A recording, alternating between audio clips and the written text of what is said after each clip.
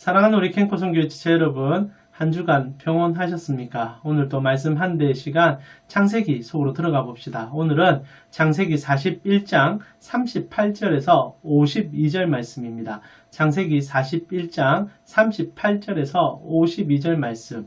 먼저 본문 속으로 들어가 보시고요. 한번 읽어 보시고 함께 그 은혜의 복음 속으로 같이 들어가 봅시다. 먼저 읽어 보시죠.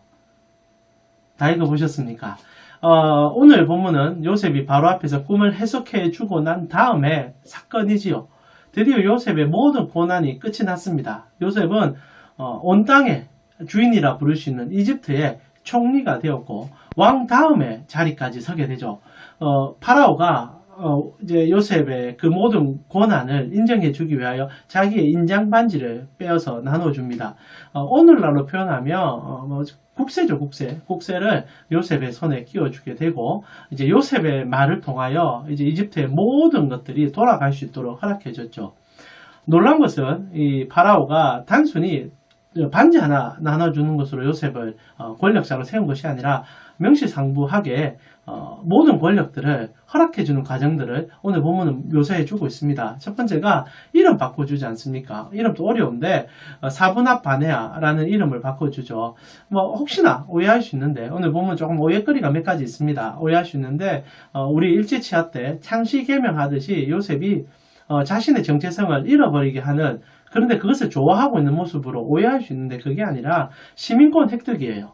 이제 드디어 요셉이 종의 신분을 이제 버리고 이제 세탁이라고 표현해야 될까요? 사라지고 이제는 이집트의 정식적인 시민이 됐다는 그 얘기로 이름을 허용해 주죠. 나아가 두 번째가 여러분 조금 해석하기가 난감할 수 있는데, 하나님의 사람인 요셉이 이방신, 특히 이제 이집트의 그 신을 제사하는 그 대제사장의 딸을 자기의 부인으로 맞이하는 일이 있지 않습니까?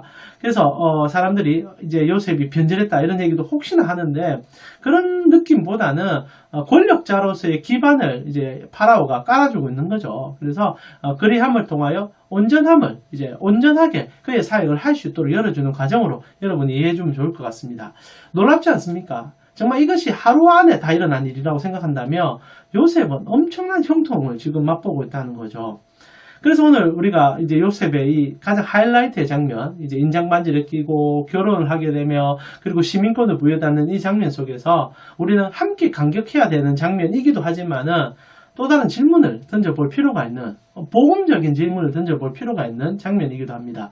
사랑하는 우리 캠코 선교의 지체 여러분, 요셉의 성공을 보고 있습니다. 그럼 질문하겠습니다. 여러분의 생각에 요셉이 성공했던 이유가 무엇으로부터, 누구 때문입니까? 아마 여러분의 생각엔 요셉이 14년간 종살이를 하게 되거든요. 그 14년간의 그 고생과 그 어려움 속에서 그가 정직을 잊지 않았기 때문에.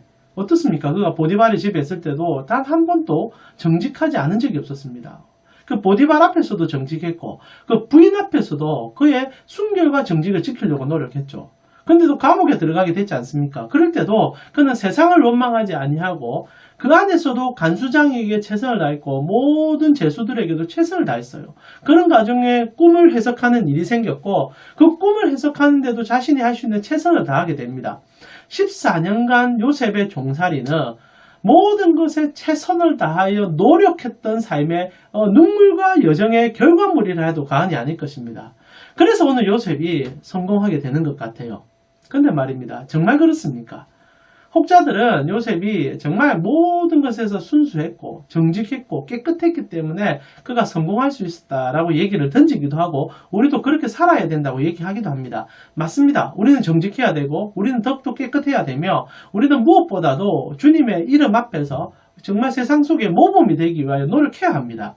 그러나 그것이 우리의 성공과 연결이 되느냐라고 질문할 때 여기에 여러분과 저는 한 번쯤은 퀘스천 마크를 찍어볼 필요가 있다는 거죠. 오늘 성경은 참 독특합니다. 요셉이 이제 탄탄대로를 걷고 있습니다. 이제 손에는 왕의 인장반지를 끼워줬고 이름은 바뀌어 있고 그리고 대제사장, 당시 최고 권력자의 딸을 자기 아내로 두게 된 겁니다. 이런 일들이 요셉 삶에 하루 만에 일어났는데 오늘 본문을 여러분 읽으면서 좀 이상해야 돼요. 이때까지 여러분 창세기를 특히 요셉 스토리를 쫙 쫓아 오셨다면 오늘 본문 읽으면서 왜 하나님께서는 이런 일들이 일어나는데 요셉에게 왜 이 말을 안 해주지라는 질문이 던져져야 됩니다. 뭡니까? 형통이란 단어죠. 형통. 여러분 우리가 앞에서 살펴봤지 않습니까? 뭐 39장에도 그렇고요. 요셉이 가장 인생의 쓴나물을 먹고 있을 때 하나님은 몇 번에 걸쳐서 하나님이 너와 함께 하고 있다. 하나님이 너의 삶을 형통하게 해주고 있다라고 성경 계속 반복해 보여줬습니다. 근데 이제 그 결과가 나왔잖아요. 이제 정말 요셉은 형통한 삶의 여정으로 던져집니다. 근데 성경이 침묵해요. 단 한 번도 요셉이 그런 일들을 경험하기 때문에 형통한 삶이라고 얘기해주지 않는다는 거죠. 만약 앞에 형통이라는 단어가 없었다면 우리는 그런갑다 할 수 있지만 앞에 그렇게 고난 속에서 하나님 앞에 달려갈 때 그의 삶이 형통하다라고 묘사해 주던 성경이 오늘 정말 형통해졌는데 형통이란 단어를 안 다룬다는 거죠. 이제 누가 봐도 형통하니까 그 단어를 안 쓰는 겁니까? 그건 아니라는 거죠. 여기에 성경이 정말 우리에게 해주고 싶은 얘기가 드러나기 시작합니다. 사랑하는 우리 캔고 선교의 지체 여러분, 지금 요셉이 정말 노력했기 때문에 그의 삶의 모든 영광을 손에 거머쥔 겁니까? 그렇다면 우리 인생 가운데 우리가 성공하지 못한 것은 노력하지 않았기 때문입니까? 물론 모든 성공한 사람들이 노력한 사람인 것은 인정합니다. 그러나 중요한 것은 오늘 요셉을 통하여 여러분과 제가 발견해야 되는 것은 노력의 결과물로서의 성공이 아닌 요셉을 붙잡고 있는 단 한 가지의 은혜, 그것이 요셉을 그 자리까지 인도했다라는 것을 붙잡아야 돼요. 여러분 요셉 스토리에 14년간의 종살이의 그 고생을 우리가 읽어냈습니다. 그러나 여러분 오늘 본문의 내용을 살펴볼 때 이상하지 않습니까? 제가 앞에서도 여러분과 나눴지만 요셉의 성경 배경의 그 뒷면에는 말도 안 되는 우연들이 겹겹이 쌓여 있습니다. 여러분 요셉이 형의 손에 팔려서 이제 이집트로 팔려갔지 않습니까? 근데 그가 갔던 곳이 이 보디발의 집이었어요. 누가 봐도 이것은 물론 그렇게 팔려갈 수 있습니다. 그런데 어떻게 시대장 집에 그것도 그 나이도 어린 그것도 이방의 그 종이 그 자리에 갈 수 있을까? 첫 번째 의문이죠. 그러나 그는 떡하니 보디발의 집에 들어갔어요. 물론 요셉이 그 집에서 최선을 다했습니다. 정말 노력했어요. 그러나 중요한 것은 그 집에 있다가 부인과의 문제로 인하여 쫓겨나서 이제 사형 위기에 처했을 때 그는 보디발의 배려를 통하여서 왕의 신하들이 잡혀있는 그 감옥으로 가게 됐다는 거죠. 두 번째 우연의 기적 아닙니까? 그리고 그곳에서도 아무것도 모르지만 요셉은 최선을 다했습니다. 그러다가 우연찮게 두 명의 시종들을 만나게 되지 않습니까? 떡 맡은 가늠자가 술 맡은 가늠자. 그리고 그들이 한시에 같은 꿈을 꿨어요. 이게 우연이죠, 우연. 그러나 하나님의 기적 아닙니까? 그리고 요셉이 그 꿈을 하나님의 뜻 안에서 이제 요셉이 바뀌어갔잖아요. 철저하게 하나님의 사람이 되어서 하나님만을 얘기하고 하나님만을 높이려고 합니다. 그래서 그 꿈 중심으로 하나님의 뜻을 해석해 주죠. 그리고 몇 년 동안 그 두 사람은 침묵하죠. 한 명은 죽어버렸고 한 명은 왕궁에 복귀해도 요셉을 잊어버립니다. 근데 어떤 일이 생깁니까? 파라오가 어느 날 꿈을 꾸게 되지 않습니까? 마냥요. 생각해 보세요. 술 맡은 관원장이 중간에 요셉을 생각해서 청거했다며 요셉은 종살이에서 끝났는지는 모르겠습니다. 그리고 집으로 돌아갈 수는 있을 거예요. 그리고 해피엔딩 끝났겠죠. 그러나 기억을 못했어요.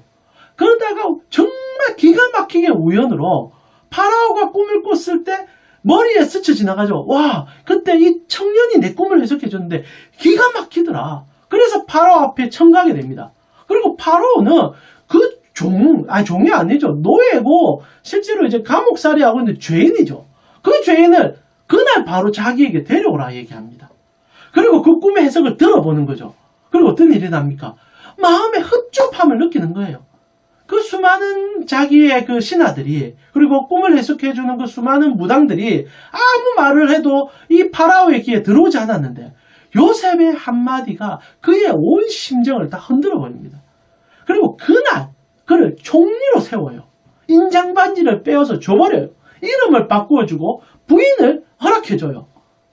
여러분 이 모든 인생 스토리가 정말 요셉이 노력했기 때문에 이루어진 일입니까? 아니죠. 우리의 믿음의 눈을 가진 자들은 이 상황을 보면서 딱 한 단어만을 얘기하게 됩니다. 무엇입니까? 은혜로다. 은혜로다. 모든 것이 은혜로다. 물론 요셉의 노력을 비하하려고 하는 것이 아닙니다. 요셉 노력했어요. 최선을 다했어요. 그러나 그 노력이 꽃을 피울 수 있는 것은 하나님의 은혜가 있었기 때문입니다. 성도에게는요, 물론 우리가 노력하지 못하여 하고 싶어도 하지 못할 때가 있을 것입니다. 때론 넘어지기도 하고 쓰러질 때도 있죠. 때론 요셉처럼 그 절박함 속에서도 노력할 수도 있습니다. 상황의 중요성이 아니라 하나님의 백성들은 언제나 그의 손에 잡혀있는 그 은혜의 사람들이라는 거죠. 여러분, 우리가 어떤 은혜를 받은지 압니까?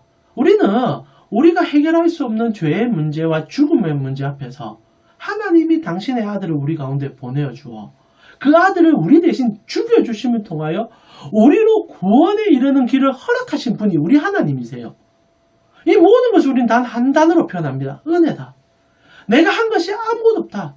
내가 열심히 한 것 같고 내가 열심히 노력한 것도 분명할 것 같지만 실제로 주님이 나 안 도와주셨으며 주님이 그 길 열어주지 않으셨으며 마지막으로 우리 주님께서 우리 하나님께서 우리 구주 예수 그리스도를 나의 삶에 보내주지 않으셨다며 우리가 어떻게 살 수 있는가?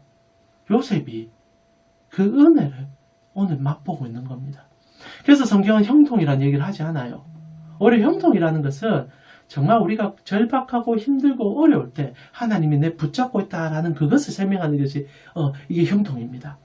하나님 손 안 놓는다. 이게 형통이에요. 그럼 오늘 본문은 뭡니까? 가장 하나님의 거룩한 은혜가 그의 삶을 듣고 있다는 거죠. 그래서 요셉이 성공합니다. 그리고 요셉이 은혜 받은 사람인 것을 어떻게 안주합니까? 만약 요셉이 자신이 노력해서 성공했다는 것을 알았다면 내가 이렇게 고생해서 이제 내가 이 일을 습득했다는 걸 알면 요셉은요, 오늘 본문의 모든 행동들이 달라질 겁니다. 자신의 노력으로 성공한 사람은 자신의 것을 휘두르려고 하잖아요. 요셉 보면서 진짜 이상한 장면이 한두 개가 아니에요. 여러분 상상해 봅시다. 요셉이 만약 총리가 되었다. 여러분이 총리가 되었다면 무엇부터 하겠습니까? 제가 만약 총리가 된다면 저는 저를 억울하게 했던 사람, 저를 이렇게 만든 사람들에 대한 분노를 표출할 것 같아요. 여러분 요셉이 어떤 일을 당합니까? 보디발의 집에 들어갔습니다. 근데 그 아내가 거짓말을 했잖아요. 자신을 속였잖아요. 그래서 그 말도 안 되는 감옥 속으로 나락으로 떨어졌잖아요. 만약 요셉이 자신의 노력으로 성공했다면 그 보디발을 찾아갔을 겁니다. 이제 보디발도 요셉에게 아무 말 못할 거예요. 인장바지 쫙 보여주면서 네 아내 데려와. 그리고 대지신문 하겠죠. 너 정말 그랬냐? 내가 그때 그런 짓을 했느냐? 보디발의 아내 아무 말도 못할 거고 보디발도 무릎 꿇고 아무 말 못할 겁니다. 이러면 여러분 이제 영하죠. 카타르시스를 안 느낍니까? 그래 이렇게 해야 정의가 실현되지. 근데 요셉이 그래 안 해요. 수많은 아픔들을 그 종살이의 노예 생활 가운데 경험했을 것입니다. 그러나 그는 그런 것을 아무것도 해가지 않습니다. 그리고 단 하나 성경은 뭐라고 물론 그래 했는지 안 했는지 성경이 묘사를 안 하니까 모를 수도 있지만은 요셉이 했던 일은 단 하나를 기록합니다. 결혼을 했고 자녀 둘을 낳았는데 오늘 본문에 어떤 얘기가 있습니까? 두 자녀의 이름을 짓는 장면을 우리에게 묘사하죠. 두 자녀의 이름이 뭡니까? 므낫세, 에브라임. 이게 은혜입니다. 므낫세란 뜻이 무엇입니까? 아시겠지만은 잊어버렸다. 다 잊어버렸다 이런 뜻입니다. 그리고 에브라임의 뜻은 뭡니까? 창대하게 하다. 실제로 두 배의 복을 받았다 이 얘기인데 두 가지가 은혜죠. 하나님께서 주신 그 놀라움을 경험하니까 첫 번째 분노가 사라지고 원망이 사라지고 감사만이 넘쳐나게 됐다는 거죠. 이제 내가 다 잊어버렸다. 내가 노력해서 잊어버린 게 아니라 여러분 사람이 노력한다고 잊어지던가요? 나를 해코지한 사람이 잊어지던가요? 아니죠. 조금 지나면 또 올라오고 조금 지나면 또 올라오잖아요. 근데 요셉은 과감하게 얘기합니다. 나를 살려주신 분이 하나님이니 내 하나님 사랑 때문에 잊어버렸다. 사람이 언제 원망과 불평이 사라진 줄 압니까? 더 큰 사랑을 만날 때. 요셉이 그 상황 속에 들어진 거예요. 그리고 두 번째 뭐라고 합니까? 이제 하나님께서 정말 크신 분인 것을 내가 알았다. 에브라임, 나 하나님 때문에 창대한 거야. 내 하나님 때문에 넘쳐나는 거야. 이것이 은혜의 두 방편이죠. 잊어버림과 채워주심. 그것이 요셉이 오늘 경험한 사랑이라는 겁니다. 그리고 그 사랑 우리도 모두 받았잖아요. 그리스도께서 우리를 향하여 은혜를 내려주셨습니다. 내가 너를 죄 있다 칭하지 않겠다. 내가 너를 잊어버렸다. 그리고 내가 나의 사랑으로 너를 창대케 해주겠다. 요셉의 스토리가 우리 구주 예수 그리스도의 복음의 스토리와 연결이 되어져 갑니다. 자라 우리 캔코 선교의 지체 여러분, 요셉이 복받은 것, 요셉이 형통한 것은 은혜의 사람이었기 때문이고 은혜를 알았기 때문입니다. 오늘 하루 그리고 이번 한 주 여러분은 어떠하십니까? 내 노력으로 그리고 내 헌신으로 모든 것을 쟁취하셨습니까? 맞습니다. 여러분 고생하셨어요. 그러나 여러분 하나님의 사람이 하나님의 은혜를 잊어버린다면 결국 짐승이 되어버릴지도 모르겠습니다. 그러나 우리가 그리 하지 않는 것은 그 무엇보다 큰 하나님의 사랑이 오늘도 여러분을 돕고 있기 때문입니다. 오늘 이 시간 우리가 말씀을 마무리하면서요. 여러분이 은혜의 사람인 것을 잊지 아니하시고 그 은혜를 찬미하고 예수 그리스도의 그 전적인 사랑 앞에 여러분이 나아갈 때 세상은 요셉처럼 달라 보이기 시작할 것입니다. 그 은혜가 여러분의 모든 것을 덮는 귀한 시간 되었으면 좋겠습니다. 다음 주는 우리가 추석이기 때문에 이제 한 주 좀 오프하도록 하겠습니다. 그리고 그 다음 주에 다시 창세기 말씀으로 여러분과 함께 찾아뵙도록 하겠습니다. 남은 시간 잘 보내시고 추석 명절 잘 보내시길 바랍니다.